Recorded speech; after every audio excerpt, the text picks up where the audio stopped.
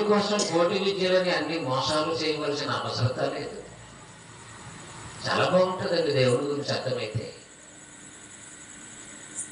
బైబిల్లో దేవుని మనసు అర్థం చేసుకునే తీరు కావాలి. దాని గురించి పరిశోధన చేసేటువంటి మనసు ఉండాలి. అలా పరిశోధన దృష్టి వైపు మళ్లించేవారు కావాలి.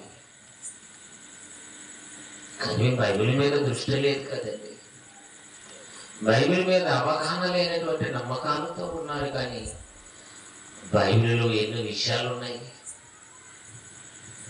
కానీ మనిషి మాత్రం ఇవన్నీ పక్కన పెట్టాడు. బైబిల్ మత గ్రంథం అనుకున్నాడు,